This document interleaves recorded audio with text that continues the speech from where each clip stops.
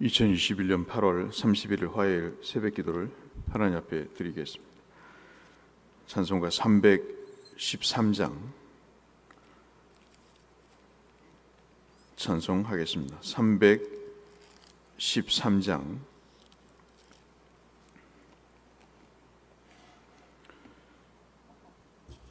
내 임금 예수 내 주여. 찬송가 313장입니다.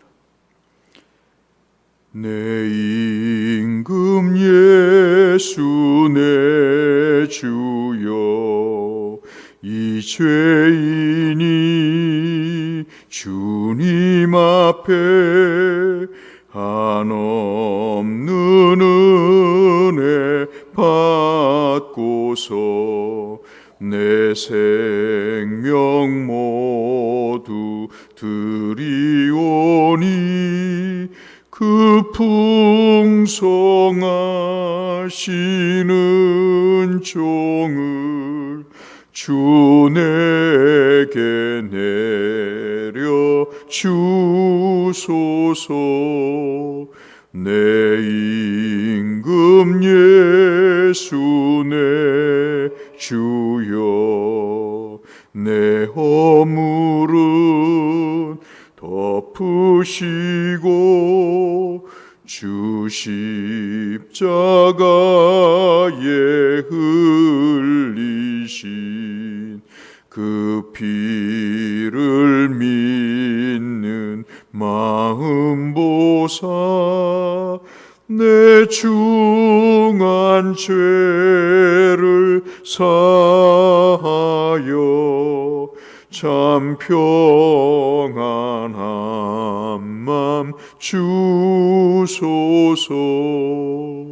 내 임금 예수 내 주여, 주 내에 감격하여 한없는 감사 찬송을 내 주님 앞에 드리오며 내 마음과 정성 다하여 늘 기뻐하며 살리라. 내 임금 예수 내 주여, 이 마음과 이 천한 몸 그 보배 피로 값주고 주 친히 사신 것이오니 나 이제 사나 죽으나 주 뜻만 따라 살리라.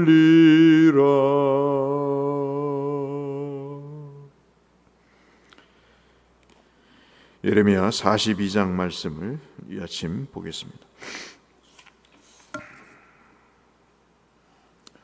구약성경 1120쪽에 있는 예레미야 42장 1절에서 마지막 22절 말씀까지, 오늘 성경 통독 범위는 예레미야 42장부터 44장이 되겠습니다. 구약 예레미야 42장 1절에서 22절의 말씀을 저와 여러분이 한 절씩 교독하면서 무슨 말씀인가 묵상하겠습니다. 함께 교독하겠습니다. 이에 모든 군대의 지휘관과 가레야의 아들 요하난과 호사의 아들 여샤냐와 백성의 낮은 자로부터 늙은 자까지 다 나와서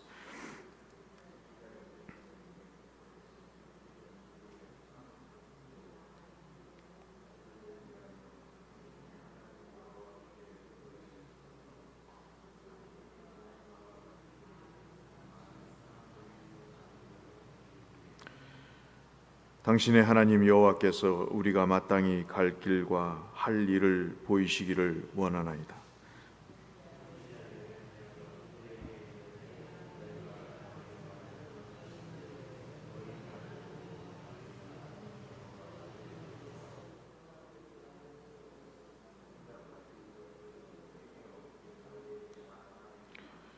그들이 예레미야에게 이르되 우리가 당신의 하나님 여호와께서 당신을 보내사 우리에게 이르시는 모든 말씀대로 행하리이다. 여호와께서는 우리 가운데 진실하고 성실한 증인이 되시옵소서.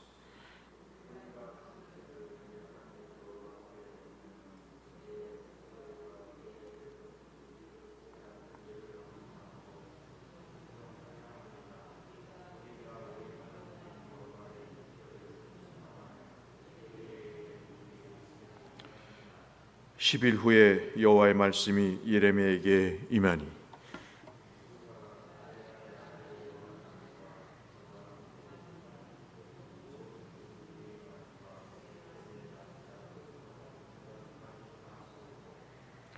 그들에게 이르되 너희가 나를 보내어 너희의 간구를 이스라엘의 하나님 여호와께 드리게 하지 아니하였느냐. 그가 이렇게 이르니라.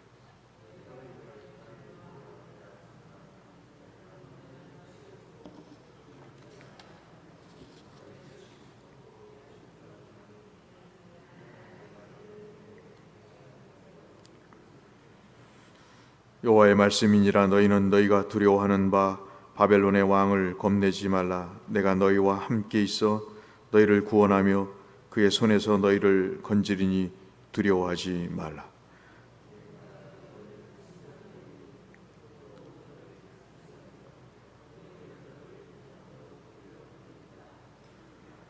그러나 만일 너희가 너희 하나님 여호와의 말씀을 복종하지 아니하고 말하기를 우리는 이 땅에 살지 아니하리라 하며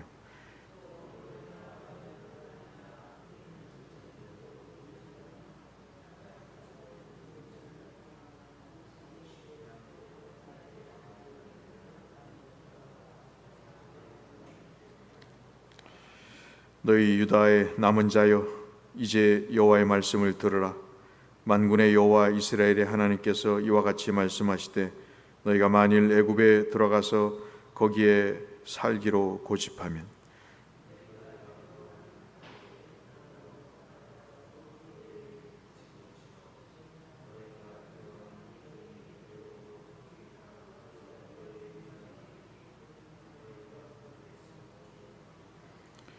무릇 애굽으로 들어가서 거기서 머물며 살기로 고집하는 모든 사람은 이와 같이 되리니 곧 칼과 기근과 전염병에 죽을 것인즉 내가 그들에게 내리는 재난을 벗어나서 남을 자 없으리라.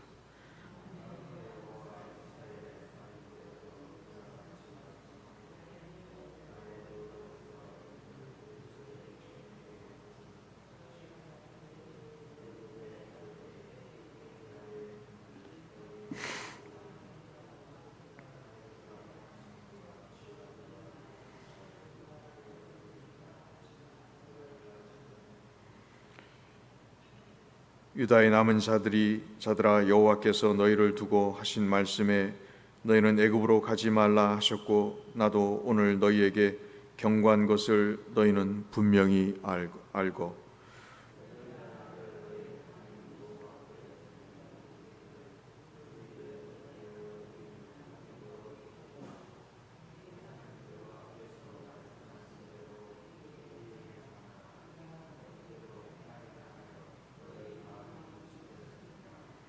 (21절) (22절) 같이 읽겠습니다.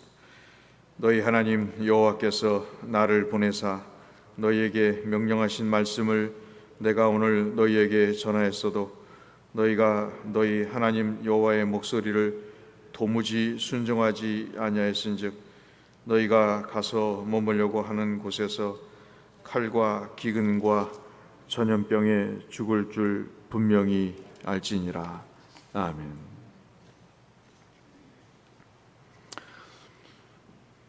성경을 읽다 보면 기쁜 소식도 있고 슬픈 소식도 있습니다. 인생을 살다 보면 좋은 일도 있고 좋지 못한 일도 있지요. 가장 기쁜 일은 하나님이 우리에게 응답하시는 일. 우리가 어제처럼 어찌할 바를 모를 때 그 길을 보여주시고 우리가 어찌해야 되는지를 마음에 굳게 확인해 주시고 그리고 그 길을 따라 살아갈 수 있도록 성령께서 우리의 마음을 추스려 주시고 그것을 행할 수 있는 능력을 주실 때 우리의 삶은 든든하죠. 그러면 언제 제일 슬플까? 마음을 속이는 문제, 그것이 가장 슬픈 일일 것입니다. 도무지 사람의 한길 속을 알 수 없는, 말하는 것과 생각하는 것이 전혀 다른 그런 것을 경험할 때 사람은 참 슬픔을 금할 길 없는 것이죠. 어떻게 말과 마음이 다를 수 있을까 하지만 그거야 뭐 그렇게 어려운 일이겠습니까?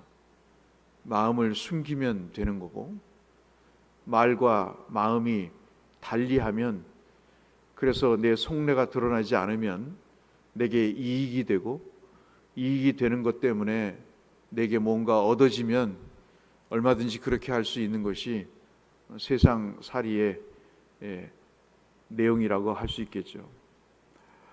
오늘 말씀이 바로 그런 말씀입니다. 아마도 성경에서 읽는 말씀 중에 참으로 가슴이 아픈 말씀 중에 하나가 아닌가 싶고요. 여러분 우리가 방금 읽은 20절부터 21절 이 말씀은 아마도 예레미야가 그의 사역을 마무리하고 그가 원치 않는 애굽으로 끌려가는 그런 상황 속에서 거기서 죽었는지 살았는지 알 수 없는 그런 마지막 인생의 불행을 맞기 전에 사람들에게 배신을 당하는, 특별히 하나님의 일을 하면서 배신을 당하는 그런 일들을 오늘 42장에 기록하고 있습니다. 집이나 교회나 단체나 국가는요, 망하는 징조가 있습니다. 그 망하는 징조의 가장 핵심이 뭐냐면 갈라지는 것입니다. 마음이 갈라지고 마음을 숨기는 것입니다. 말하는 것과 그리고 행동이 다른 것이죠. 거창한 믿음의 말을 하면서도 얼마든지 그 마음을 숨길 수가 있습니다. 하나님의 영광과 그의 나라를 구하면서도 얼마든지 세속적일 수가 있습니다. 사람은 그럴 수 있습니다.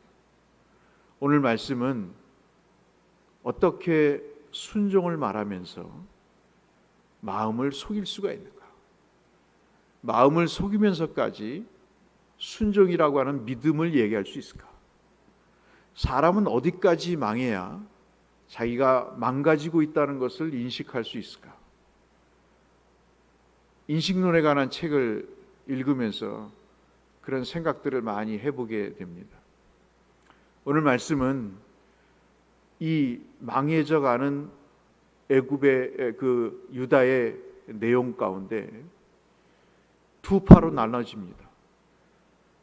한 파는 반 바벨론의 상황이죠.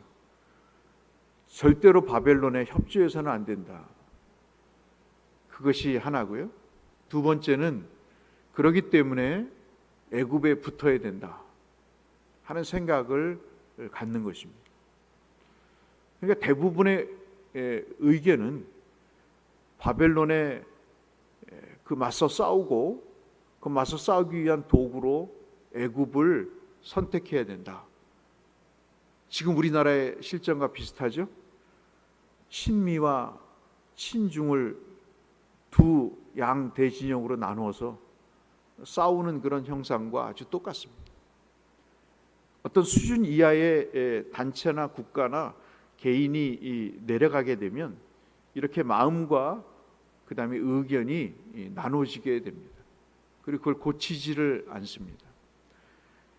이제 바벨론 포로의 역사가 이루어지고 정말 똑똑하고 능력 있고 정말 뭐 하나 할 줄 아는 사람들은 다 잡혀갑니다. 우리 옛날에 일제 일본에게 정말 유능한 사람들이 잡혀가고 고대 역사부터 시작해서 쓸만한 사람들이 다 잡혀가서 일본의 문화를 세우는데 우리가 혁혁하게 공헌했듯이 바벨론도 발달되지 못한 자기들의 문화를 회복하기 위해서, 건설하기 위해서 이 유다에 정말 내노라는 사람들을 다 잡아가서, 유다뿐이겠습니까? 그 주변에 있는 모든 고대 근동의 나라들을 점령하면서 유수한 인재들을 잡아서 자기들의 국가 번영을 위해서 써먹기 위해서 잡아갑니다. 어제 말씀드린 대로 그 왕까지 잡아가면서 눈알까지 빼면서 그렇게 잔인한 공포적인 행위를 하고, 이제 유다에는 소수의 사람들이 남습니다. 그 남은 사람들이, 유다 백성들이 예레미야를 찾아옵니다. 여러분, 참 이게요, 참 우리가 읽으면서 여러분 어떤 생각을 가지셨는지 모르겠습니다만은, 어제 저녁에 이 말씀을 읽으면서 사람이 이 정도일 수 있구나 하는 생각을 해요. 망하면 영적으로 이렇게 망할 수도 있구나 하는 생각을 가져보는 것입니다. 이게 큰 마음의 울림으로 다가오는데요, 1절부터 6절까지 말씀을 보시면, 특별히 그 중에서 2절, 3절, 4절 말씀을 보시면, 이 나라가 이렇게 망했으니 예레미야에게 와서 사람들이 얘기하는 겁니다. 그나마 있는 사람들이 하나님께 기도를 해서 우리로 하여금 우리가 어떻게 살아야 될지를 하나님께서 알려주시기를 원한다. 우리를 대신해서 기도해 주기를 원한다. 좋습니다. 믿음이 떨어지고 바닥이 나면 기도하고 예배하고 신앙생활 할 마음이 생기지가 않죠. 또 우리가 연약하고 두렵고 그럴 때 기도를 부탁하는 게 어제 말씀처럼 맞는 내용입니다.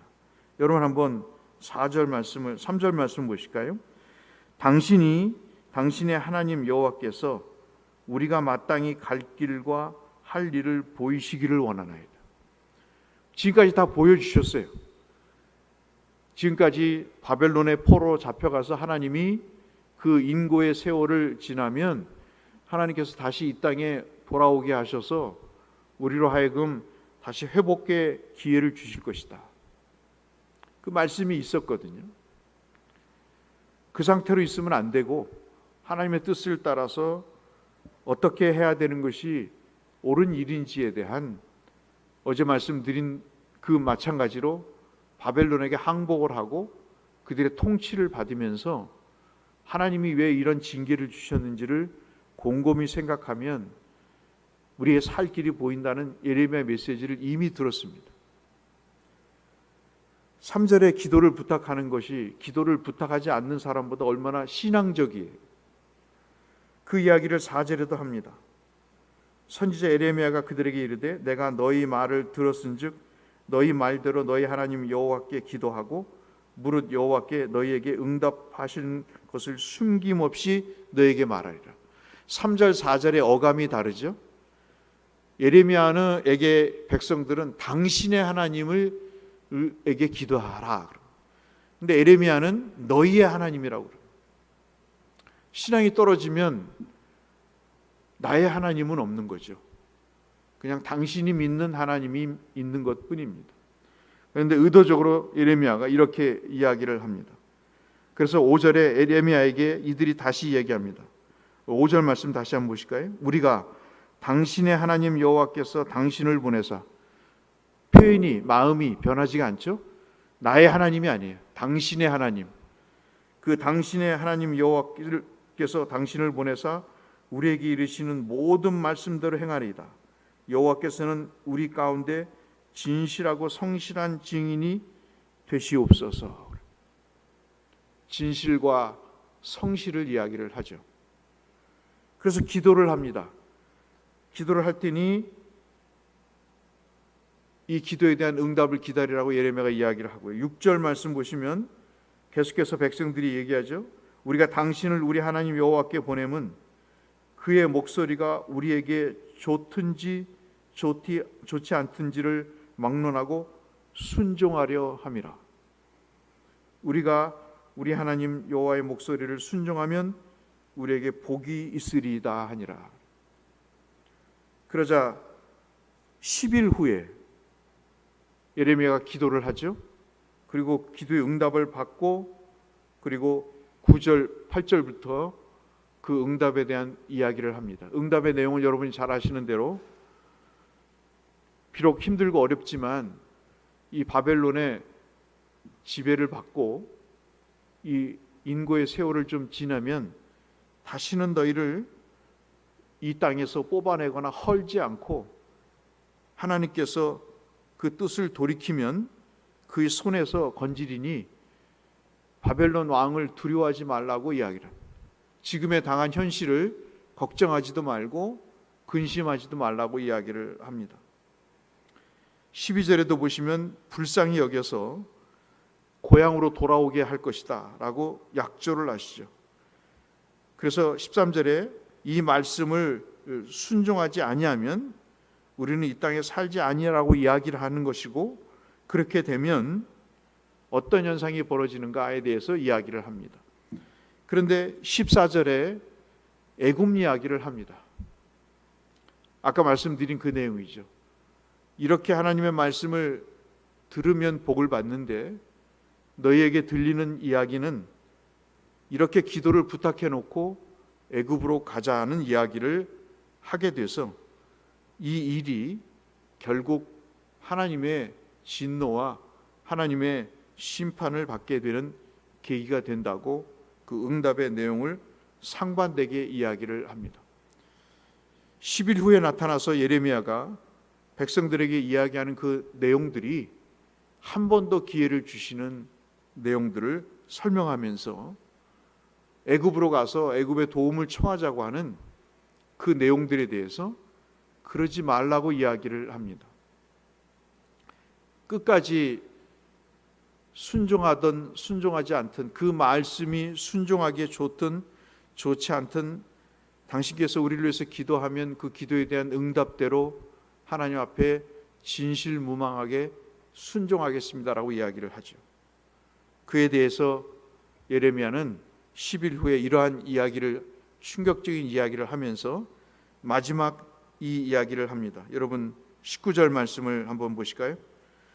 유다의 남은 자들아, 그렇게 얘기를 하면서 예레미야가 이야기합니다. 여호와께서 너를 두고 하신 말씀에 너희는 애굽으로 가지 말라 하셨고 나도 오늘 너희에게 경고한 것을 너희는 분명히 알라. 마지막 파이널 콜을 하시는 겁니다.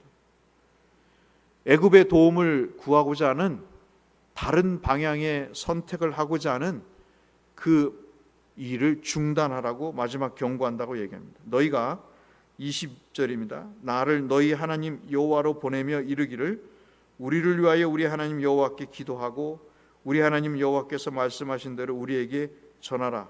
우리가 그대로 행하리라 하여 너희 마음을 속였느니라. 망해서 하나님의 은혜를 구하는 마지막 단계에 왔는데 그 마지막 단계까지 마음을 속이는 그 일에 대해서 하나님이 유감을 표명하시죠. 어떻게 믿음의 길을 이야기하면서 끝까지 마음을 속일 수 있을까? 세상의 망함은 국가의 망함도 있고 회사가 부도나서 망하는 것도 있겠죠. 근데 제가 봤을 때 비극적인 망함은요, 신앙을 빙자한 자신의 마음을 하나님 앞에 속이는 것일 겁니다. 이것처럼 비극적인 망함은 없을 거예요. 우리는 때로 하나님의 말씀이 좋든 좋지 않든 하나님의 말씀 따라 순종하겠습니다. 주님 말씀해 주시면 내가 그 길을 가도록 하겠습니다. 참 살다 보면 점치는 사람들은 그러잖아요. 몇 번의 기회가 있다고. 그 말이 영 틀린 말은 아닌 것 같습니다. 어떤 면에서 그러냐면 선지자들의 글을 읽어보면 이 마지막 경고를 하시기 전에 몇 차례 하나님께서 돌이키는 말씀을 해 주시는 것을 우리가 볼 수 있기 때문에 그렇습니다. 선지서를 읽어보시면요, 전부 다 슈브, 돌아오라라는 말입니다. 인생은 돌아가는 거죠. 하나님께로 돌아가는 것입니다. 돌아가야 될 그 상황 속에 또 하나의 길을 모색을 합니다.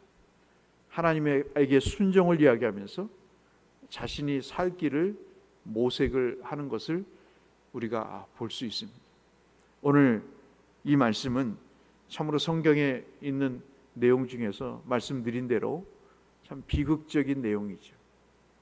마음을 속일 때, 믿음을 가장하고도 마음을 속일 때 입으로는 순종과 성령의 역사를, 하나님의 뜻을 이야기하면서 그 순간까지도 마음을 속이는 것, 그게 아마 이스라엘에게 있어서든 그 누구에게 있어서든 참 불행한 일이 아닌가 싶습니다.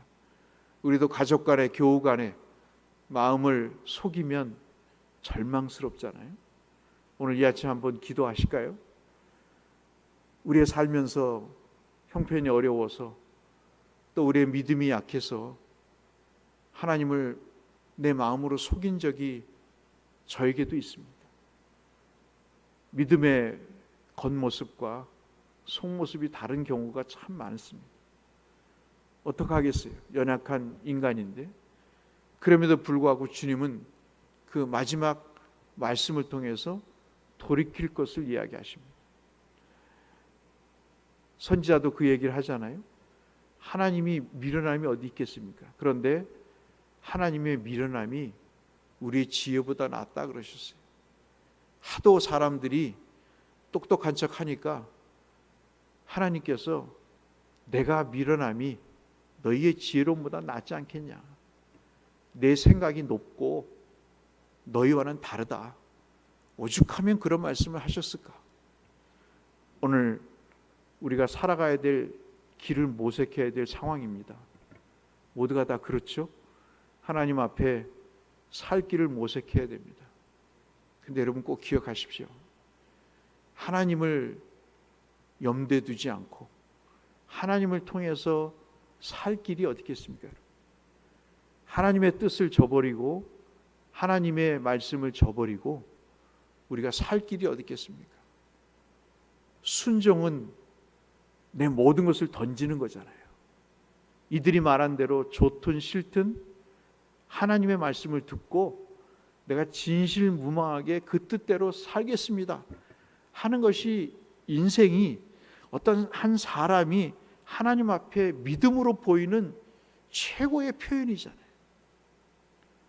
그 표현을 하나님이 순수하게 받으시는 거예요. 그런데 뒤로는 속된 말로 다른 생각을 갖고 있는 겁니다. 애굽으로 가서 이 예레미야를 잡고 애굽까지 가서 애굽의 도움을 청하고, 그래도 안 되면 다시 하나님께 뭔가를 구해서 이 난국을 타개해 보자고 하는 친애굽파가 이러한 일을 꾸미고 있는 것입니다. 순종은 그렇게 쉽게 말하는 게 아니죠. 믿음은 쉬운 것이 아닌데요. 믿음인 척 할 수 있지만 믿음은 내 속에서 역사하시는 성령에 의지하지 않으면 지는 것입니다. 그리고 그것은 어느 순간 자기도 모르는 사이에 드러나게 돼 있고, 그것은 자기 마음까지 속이면서 믿음의 일을 한다고 이야기하는 자기 체면 유체 이탈의 상황으로 빠질 수밖에 없습니다. 그럼에도 불구하고 주님은 돌이킬 것을 이야기를 하십니다. 우리에게 애굽이 뭘까요? 하나님의 말씀은 A인데 이 A가 있어도 내가 B를 통해서 살 길을 찾아야 되겠다. 그것이 뭘까요? 끊임없이 믿음을 이야기하면서 내 삶의 살 길을 찾는 그것이 뭘까요? 오늘 주님은 42장에서 그것을 우리에게 말씀해 주고 계시는 것 같습니다. 하나님을 속이고 자신을 속이면서까지 믿음의 말을 하는 것이 얼마나 불행한 일인가. 여러분, 마지막 52장까지 있는 예레미야를 읽어보시면 이 유다는 이스라엘보다도 비극적인 종말을 맞게 되고 그 최후의 내용을 그들이 받고 지구상에서 사라지는 그런 역사를 경험하게 됩니다. 오늘 우리가 마음까지는 속이지 말자. 세상이 어려워도 힘들어도 하나님 앞에 내 마음까지는 속이지 말자 하는 교훈을 우리가 마음에 간직하시면서 우리 남은 여생 하나님 앞에 비록 힘들고 어렵지만 하나님 앞에 내 마음의 솔직함을 드러내고 사실 수 있는 내가 되게 해달라고 함께 기도하시는 저와 여러분이 되시기를 주의 이름으로 축원합니다. 거룩하신 아버지 하나님, 우리의 삶이 쉽지가 않습니다. 그러나 적어도 내 자신을 속이면서까지, 하나님을 속이면서까지 믿음의 길을 걷는 이중적인 삶을 살지 않게 하시고, 하나님을 의지하면서도 한편으로 살 길을 의지하는 그런 하나님 불신앙을 더 이상 우리가 하지 않도록 성령께서 우리의 마음을 위로하시고 주장하시고, 하나님이 제시하시는 그 길이 좋든 나쁘든 걸어갈 수 있는 우리가 되게 하여 주옵소서. 예수님 이름으로 기도드렸습니다.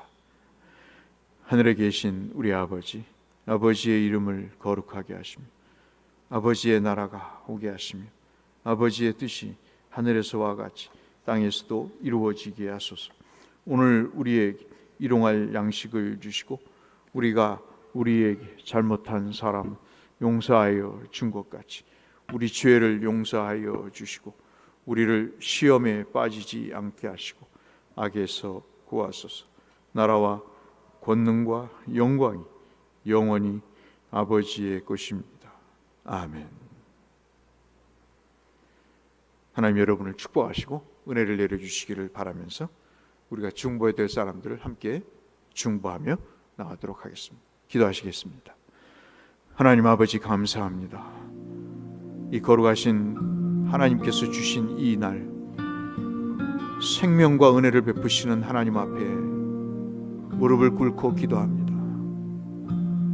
주여, 세상이 각박하고 살기 힘들지만은 마음만은 속이지 않게 하여 주시고 자기 자신만은 속이지 않는 마지막 하지 말아야 될 일까지 하지 않는 참으로 신실하고 진실한 마지막 그루터기는 남겨두는 하나님 우리의 삶이 되게 하여 주시고, 어떻게 순종을 말하면서 하나님 자신의 마음까지 속이겠습니까?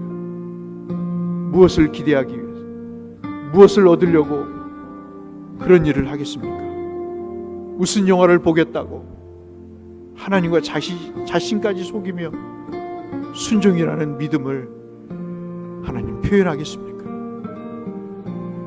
우리의 영혼을 깨워주시고 하나님 아버지, 주님 앞에 어긋나 있는 우리의 인생의 방향의 초점을 바로잡아 주시는 은혜가 있도록 아버지 역사하여 주시옵소서.